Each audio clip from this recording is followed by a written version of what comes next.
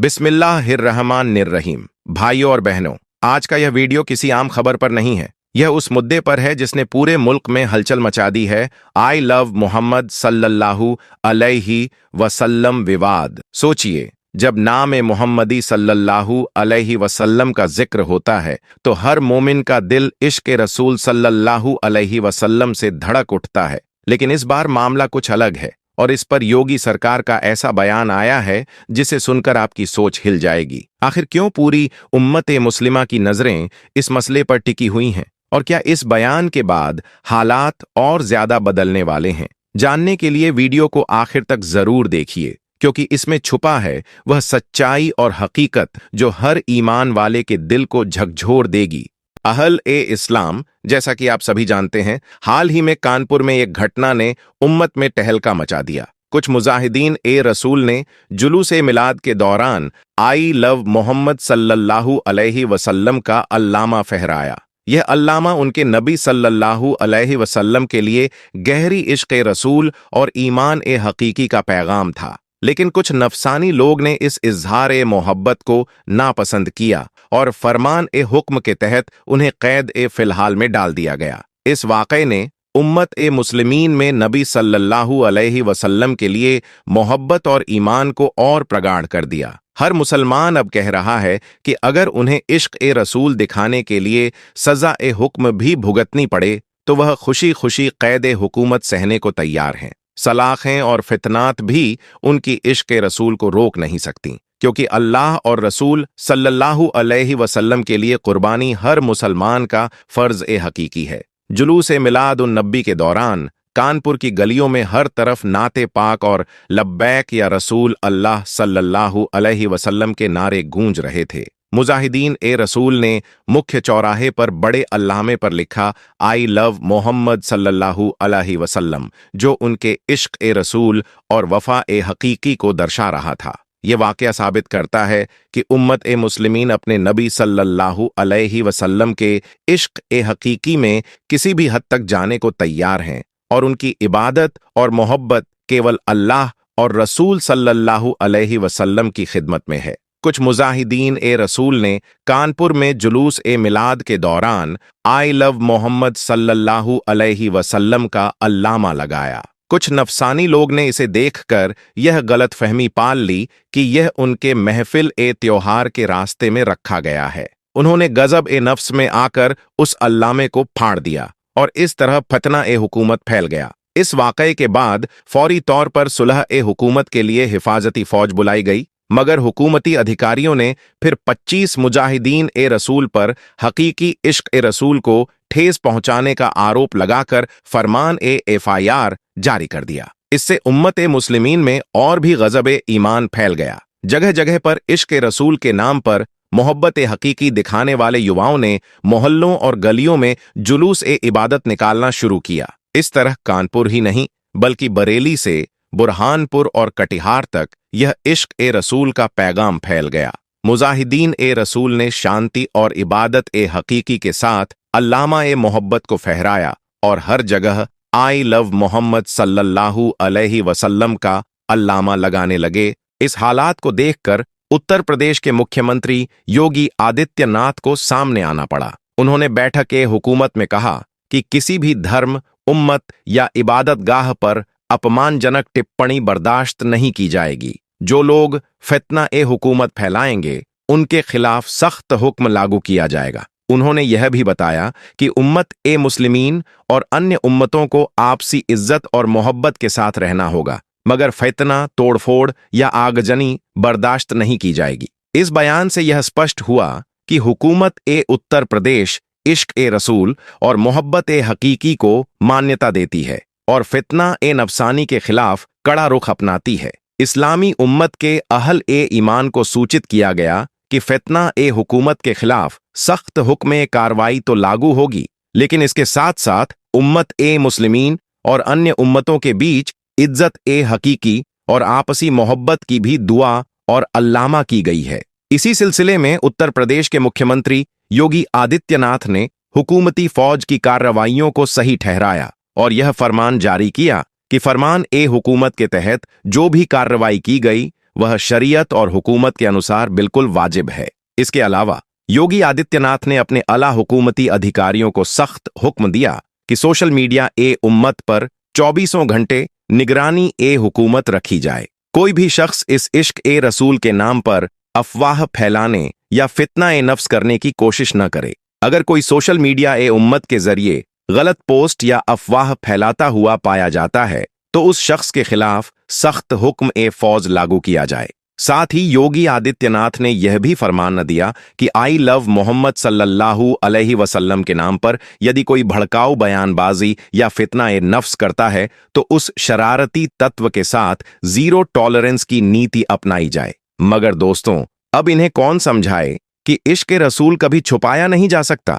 मोहब्बत ए हकीकी अगर सच्ची हो तो वह जुबान पर आ ही जाती है और दिल से छलकती है। और जब यह इश्क अल्लाह के प्यारे नबी हजरत मोहम्मद सल्लल्लाहु अलैहि वसल्लम की तरफ आता है तो मुजाहिदीन ए रसूल अपनी जान, माल और घर-बार सब कुछ फरमान ए इश्क के लिए कुर्बान करने को तैयार हो जाते हैं। हाल ही में हुए कानपुर ए मिलाद के वाक़ये में आपने देखा होगा कि आई लव मोहम्मद सल्लल्लाहु अलैहि वसल्लम का अल्लामा लगाया गया और वही अल्लामा फितना ए हुकूमत का कारण बन गया। यह कोई नया अल्फाज नहीं है, बल्कि यह हर मुसलमान का पैगाम ए इश्क है। कोई इसे नमाज ए इबादत में कहता है, कोई अपनी दुआ ए इश्क में और कोई अपनी रूह ए ईमान की गहराई से नबी सल्लल्लाहु अलैहि वसल्लम को पुकारता है। लेकिन इस बार जब आई लव मोहम्मद सल्लल्लाहु अलैहि वसल्लम का अल्लामा लगाया गया तो अचानक यह फितना ए नफ्स का रूप ले बैठा। हिफाजती फौज और हुकूमती अधिकारियों ने कहा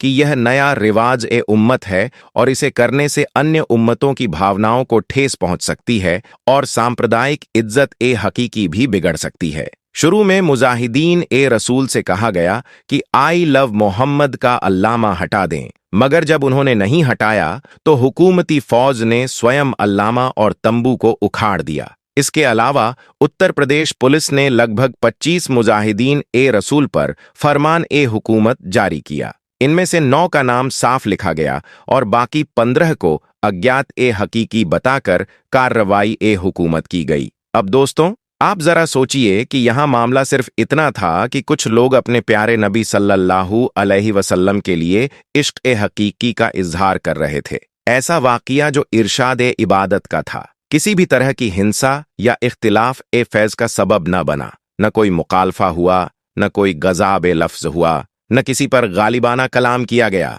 बस एक अल्लामा तस्बीह के तौर पर फहराया गया जिस पर लिखा था आई लव मोहम्मद सल्लल्लाहु अलैहि वसल्लम। मगर इस इजहार ए मोहब्बत के नाम पर भी वहां फरमान ए कानून जारी कर दिया गया। इसके बाद उम्मत ए मुस्लिमीन की तवज्जो काबिल गौर रही। जब यह खबर फैली तो हर तरफ से पत्नी ए ईमान और नौजवान ए उम्मत ने कहना शुरू किया कि अगर आई लव मोहम्मद कहना गुनाह है तो हम खुशी खुशी यह गुनाह अपनाएंगे। अगर इसके लिए हमें कैद ए फिलहाल सहनी पड़े तो हम शुसूर ए ईमान के साथ कैद को भी कुर्बानी मानकर स्वीकार करने को तैयार हैं, क्योंकि इश्क ए रसूल छिपाने की चीज नहीं, वह जुबां पर आता है और दिल से छलकता है। और जब यह इश्क हजरत मोहम्मद सल्लल्लाहु अलैहि वसल्लम की तरफ बढ़ता है तो मोमिनीन अपनी जान, माल और आखिरात तक को फरमान ए इश्क के लिए कुर्बान करने के लिए सज्जादार हो जाते हैं। दोस्तों, कानपुर के इस वाक़ये के बाद पूरे मुल्क और सोशल मीडिया ए उम्मत पर आई लव मोहम्मद का सलीला ए मोहब्बत गूंज उठी। जहां जहां लोग इकट्ठा हुए वहां यही नगहा लगे कि मामला अब कानपुर से निकलकर पूरा हिंदुस्तान और फिर दुनिया ए उम्मत तक पहुंच गया है। इसके बाद हुकूमत ए प्रशासन ने बयान ए तरीफ में कहा कि यह नया रिवाज है और अब से सार्वजनिक मंजिलों पर ऐसा करने से परहेज किया जाएगा। मगर यहाँ एक गौर योग्य बात यह है कि अब इजहार ए मोहब्बत के लिए भी इजाजत मांगनी होगी क्या? हालांकि कानून ए राष्ट्र हर फर्द को तहरीर ए धर्म और एजनेक्शन ए आज़ादी का हक देता है। हर शख्स को अपनी अकीदत और इबादत का प्रचार करने का हक है। अगर कोई मोमिन अपने नबी से मोहब्बत करता है तो यह उसका हक है। वह किसी को गाली नहीं दे रहा, किसी पर हमला नहीं कर रहा, किसी की इज्जत ए अकीदत का ठेस नहीं पहुंचा रहा। फिर भी कुछ लोग हर तरफ से उम्मत ए मुस्लिमीन को दबाने की कोशिश में जुटे दिखे। मगर याद रखो, दुनिया जो कुछ भी करे, कितने ही मंसूबे बना ले, मोहम्मद के नाम से उसका नजीर रोकना नामुमकिन है। यह नाम आज भी दुश्मनों के दिलों में खौफ और मुमिनीन के दिलों में सुकून ए ईमान पैदा करता है, और इंशाअल्लाह यही सिलसिला कयामत तक जारी रहेगा। और यह भी कि मोहम्मद का नाम शौक ए शहादत का जज्बा भी जगाता है, दिलों में जज्बा ए इक़दाम और तहजीब ए ईमान को जगाने वाला। हम दुआ करते हैं कि अल्लाह ताला हमारी रूहों में नबी ए मुकर्रम की मोहब्बत को बख्शे और मोहम्मद के वजन पर मर मिटने का जज्बा पैदा करे। अहल ए इस्लाम, अजान कोई बशर हस्ती की सर्जिश नहीं, बल्कि यह कलाम ए इलाही है, यानी इसे न तो किसी ने तख्लीक किया और न किसी ने रचा, बल्कि अल्लाह ने इसे हिदायत ए इलाही के तौर पर नाजिल फरमाया। अजान का मकसद यही है कि मुमिनीन नमाज के लिए मस्जिद में इक्तिता फरमाए, उसी लिए रोज 5 वक्त ए नमाज पर अजान पढ़ा और सुनाया जाता है। मगर अफसोस कि आज सियासत के फेर में वतन इंसान का माहौल ऐसा हो गया है कि कई जगहों पर अजान पर इत्तिराज उठने लगे हैं। ये लोग शायद भूल गए हैं कि जब अज़ाब ए इलाही नाजिल होता है तो बशर को संभलने का मौका नसीब नहीं होता और वह फना ए हयात का शिकार बन जाता है। आज हम आपको एक ऐसी घटना के बारे में बताने जा रहे हैं जिसे सुनकर आपकी आत्मा तक कांप जाएगी। एक अंधभक्त ने मुअज्जिन को मारा, लेकिन अल्लाह की मदद आई और उस पर अल्लाह का अजाब नाजिल हुआ। यह घटना हमें यह सिखाती है कि जो भी अल्लाह की राह में जुल्म करता है उसे अल्लाह का अजाब जरूर मिलता है। अल्लाह की मदद और अल्लाह की सजा को देखने के लिए वीडियो को लास्ट तक देखें। अल्लाह तबारक व ताला हमें अपनी हिदायत दे और हमें जुल्म से बचाए, आमीन। प्यारे दोस्तों, बहुत पहले की बात है, किसी पोस्ट पर एक बहुत बड़े ऑफिसर था। एक बार किसी खास काम की वजह से उसका तबादला यानी उसका ट्रांसफर मुस्लिम इलाके में हो गया था। इत्तेफाक से उसे जो वहां रहने के लिए मकान मिला, उसके करीब में ही एक मस्जिद थी जिसमें 5 वक्त रोजाना अजान दी जाती थी। एक दिन वह ऑफिसर अपने मकान के अंदर सो रहा था कि इतने में मस्जिद में फज्र की अजान होने लगी, यानी कि उसके कानों में अजान की आवाज जोर से पड़ने लगी, जिससे उस ऑफिसर की आंखें खुल गईं। यह देखकर उस ऑफिसर को बहुत गुस्सा आया, इसीलिए उसने सुबह होते ही उस मुअज्जिन यानी कि अजान देने वाले को अपने पास बुलाया और कहने लगा, कल से सुबह की अजान लाउड स्पीकर में मत देना, क्योंकि मेरा घर मस्जिद के करीब है और सुबह अजान की वजह से मेरी नींद में खलल पैदा होता है, यानी मेरी नींद खराब होती है। यह सुनकर अजान देने वाले मुअज्जिन ने कहा, साहब, ये तो अल्लाह का कलाम है, इसे सुनकर तो सुबह सुबह दिल को सुकून पहुंचना चाहिए, और अगर मैं सुबह सुबह लाउड स्पीकर में अजान नहीं दूंगा तो जो बुजुर्ग लोग हैं उनकी आंखें कैसे खुलेंगी। यही नहीं, बहुत से बुजुर्ग लोग ऐसे भी हैं जिनके पास वक्त देखने के लिए घड़ी भी नहीं है, या फिर उन्हें घड़ी में टाइम देखना नहीं आता। ऐसे लोग तो सुबह सुबह अजान की आवाज सुनकर ही मस्जिद में नमाज पढ़ने के लिए आते हैं। और साहब, अजान की आवाज सुनकर आप भी जल्दी सुबह उठ जाया करो, इससे आपको भी बहुत फायदा होगा। सुबह सुबह जल्दी उठकर आप भी पैदल चला करो, इससे आपके जिस्म को भी काफी फायदा हासिल होगा। वह ऑफिसर तो मुसलमानों के बारे में तरह तरह की बातें सुनकर पहले से ही नफरत करता था, इसीलिए जब उसने उस आदमी की ऐसी बातें सुनी तो वह गुस्से में आकर कहने लगा, मुझे ज्यादा समझाने की जरूरत नहीं है, और याद रखना, खबरदार, अगर तुमने कल स्पीकर से सुबह फज्र की अजान दी तो तुम्हारी खैर नहीं। इस तरह ऑफिसर ने अजान देने वाले को खरी खोटी सुनाकर भेज दिया, मगर उस अजान देने वाले ने उस ऑफिसर की बात पर कुछ खास ध्यान नहीं दिया, इसीलिए अगले दिन सुबह फज्र के वक्त में उसने लाउड स्पीकर से अजान दे दी। जैसे ही सुबह सुबह उस ऑफिसर ने अजान की आवाज सुनी तो वह गुस्से से लाल हो गया। वह फौरन उस अजान देने वाले के पास गया और उसे बुरा भला कहने लगा, और यही नहीं, गुस्से में उसने उस अजान देने वाले शख्स को थप्पड़ मार दिया। वह कहने लगा, मैंने तुमको कल कितना समझाया था कि सुबह अजान की आवाज से मेरी नींद खराब होती है, इसीलिए लाउड स्पीकर में अजान मत देना, लेकिन तुमने तो मेरी बात पर ध्यान ही नहीं दिया। बेचारा अजान देने वाला उस ऑफिसर को क्या कहता, वह तो थप्पड़ खाकर रोने लगा और दिल ही दिल में अल्लाह ताला से दुआ करने लगा, या अल्लाह, जिसने तेरी इस अजान को देने वाले बंदे पर जुल्म किया तो तू इसे अपने अजाब में डाल दे, इसे ऐसी सजा दे कि इसकी अक्ल ठिकाने में आ जाए। जैसे ही मुअज्जिन की आवाज अल्लाह की दरगाह में पहुंची तो अल्लाह ने फौरन उसकी दुआ कबूल कर ली। उसी दिन उस ऑफिसर पर अजब नाजिल हो गया, यानी कि उसी रात वह अल्लाह की पकड़ में आ गया। जिस दिन उसने अजान देने वाले को थप्पड़ मारा, उस रात वह अपने घर में सोया जरूर था, मगर सुबह वह उठ न सका, क्योंकि उसी रात उसके जिस्म के आधे हिस्से पर लकवा मार गया, जिसकी वजह से उसके हाथ हिलने के काबिल भी नहीं रहे। इस घटना से हमें यह सीख मिलती है कि किसी भी अल्लाह के बंदे के साथ अत्याचार करना हमें बहुत भारी पड़ सकता है। अल्लाह ताला अपने बंदों की दुआ सुनता है और उन्हें अजाब से नहीं बचाता। हमें हमेशा एक दूसरे के लिए सम्मान का भाव रखना चाहिए, क्योंकि यही असली इंसानियत है। उसके बाद उस ऑफिसर का काफी इलाज करवाया गया, मगर उसका वह मर्ज ठीक न हो सका। यह देखकर दफ्तर वालों ने उसे नौकरी से भी निकाल दिया। अब उसके घर में जो मोटी रकम आती थी वह भी आना बंद हो गई थी। अब वह घर में पड़ा पड़ा अपनी बीवी को परेशान करने लगा और लड़ाई झगड़ा करने लगा। उसकी बेचारी बीवी, जो उसे हर हाल में खुश रखने की कोशिश कर रही थी, उसकी खिदमत करती थी। वह उसे अपने हाथों से खाना खिलाती, उसके कपड़े बदलती, यानी कि हर तरह से उसकी देखभाल करती थी, और इसके बदले में उसे गालियां ही सुनने को मिलती थीं। इस कठिनाई में उसने अल्लाह से दुआ की कि उसके पति को सद्बुद्धि प्रदान करे और उनके रिश्ते में सुधार लाए। इसी तरह से कुछ दिनों के बाद उसकी बीवी भी उससे तंग आ गई। एक दिन उसने अपने भाई को फोन कर दिया, भैया, मैं इस इंसान से तंग आ चुकी हूं। पूरे दिन इसकी खिदमत करती रहती हूं, मगर ऊपर से ये मुझे गालियां ही देता है, मारता पीटता है।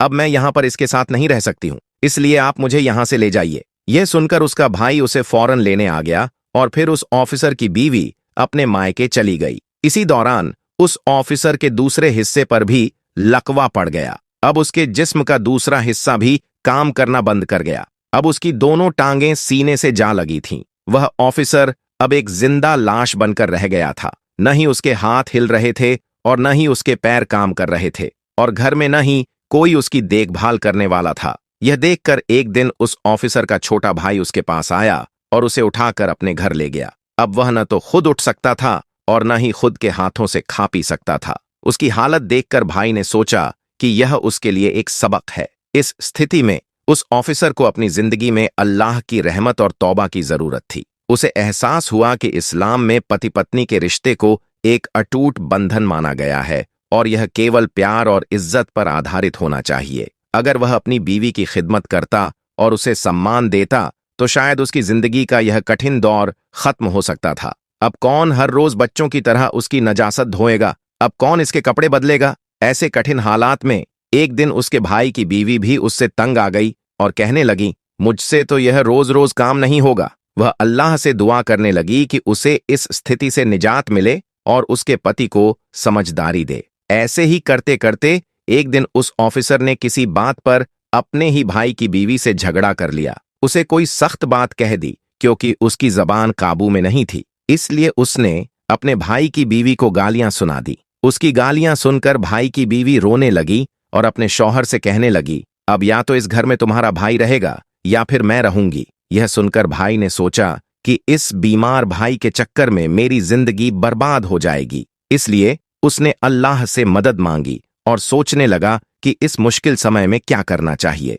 फिर उसने अपने बेटों के साथ मिलकर गुस्से में अपने भाई की चारपाई उठाई और उसे ले जाकर सड़क के किनारे पर रख दिया। दोस्तों, उस वक्त सख्त गर्मी का मौसम था, इसीलिए थोड़ी ही देर में वह सूरज की गर्मी में तपने लगा और उसे पसीना आने लगा। अब उसे जोरों की प्यास भी लग चुकी थी। सुबह से उसने कुछ खाया पिया नहीं था। वह सोचने लगा कि उसने अपने रिश्तों को कितना नुकसान पहुंचाया है और यह सब अल्लाह की सजा है। इस स्थिति में उसे अपनी गलतियों का एहसास हुआ और उसने अल्लाह से तौबा करने का इरादा किया। उसे समझ आया कि इस्लाम में रिश्तों की अहमियत कितनी है और एक भाई की जिम्मेदारी होती है कि वह अपने बीमार भाई का ख्याल रखे। अब ऑफिसर अपनी चारपाई पर पड़े पड़े रो रहा था और तड़प रहा था। वह कह रहा था, कोई तो मेरी मदद करो, कोई तो मुझे पानी पिला दो, कोई मुझे खाना खिला दो। इत्तेफाकन उसी रास्ते से उसी मुअज्जिन का गुजर हुआ जिसे उसने थप्पड़ मारा था। जब उसने देखा कि सड़क के किनारे पर एक चारपाई पर एक शख्स लेटा हुआ है और फरियाद कर रहा है, तो उसका दिल पसीज गया। यह देखकर वह मुअज्जिन उसके पास गया। जैसे ही उसने ऑफिसर को देखा तो उसे याद आया कि यह वही ऑफिसर है जिसने उसे थप्पड़ मारा था। यह देखकर मुअज्जिन हैरान हो गया और पूछने लगा, ऐ शख्स, तुम्हारे साथ यह क्या हो गया है? तुम तो एक बहुत बड़े ऑफिसर हुआ करते थे। अल्लाह ने तुम्हें कितनी बड़ी जिम्मेदारी सौंपी थी। वह ऑफिसर भी मुअज्जिन को पहचान चुका था। उसने पड़े पड़े ही मुअज्जिन के आगे अपने हाथ जोड़ दिए और कहने लगा, मेरी बर्बादी उसी दिन से शुरू हो गई थी जिस दिन मैंने आपको थप्पड़ मारा था। मैंने अल्लाह के कलाम और उसके बंदे के साथ नाइंसाफी की थी। फिर उस ऑफिसर ने अपनी पूरी दर्द भरी कहानी उस मुअज्जिन को सुना डाली। उसने बताया, उस रात मेरे जिस्म पर लकवा पड़ गया था। अल्लाह की मर्जी से मेरी हालत बिगड़ते बिगड़ते आज ऐसी हो गई है कि मेरे पास कोई खड़ा तक नहीं होता। मेरे सब अपनों ने मुझे ठुकरा दिया है, जैसे मैंने खुद को अल्लाह के मार्ग से हटा लिया था।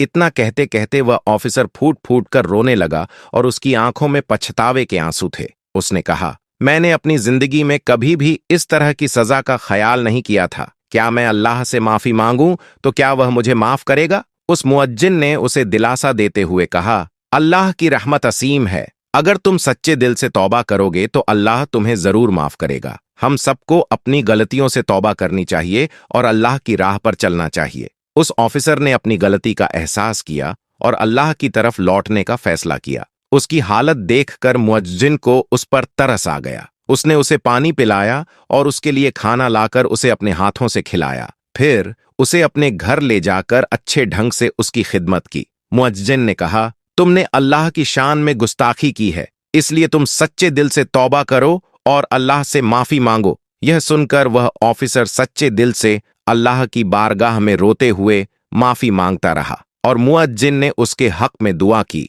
अल्लाह तबारक ताला ने उसकी दुआ को फौरन कबूल किया और कुछ ही दिनों बाद ऑफिसर पूरी तरह से ठीक हो गया। वह उठकर चलने फिरने लगा। सुभान अल्लाह। प्यारे दोस्तों, याद रखें कि जो कोई भी मजलूम पर जुल्म करता है उसके ऊपर अल्लाह का अजाब इसी तरह से उतरता है। कई बार इंसान अपनी औकात को भूल जाता है, लेकिन आज हमारे पास वक्त है सही मायने में इंसान बनने और अपनी औकात याद करने का। अल्लाह से तौबा करें और उसकी रहमत की तरफ लौटें। अगर आपको हमारी आज की यह वीडियो पसंद आई हो तो वीडियो को लाइक जरूर करें, शेयर कर दें और अगर चैनल पर पहली बार आए हैं तो चैनल को सब्सक्राइब करें। आप सभी को अल्लाह हाफिज। अपना और अपनों का बहुत ख्याल रखें।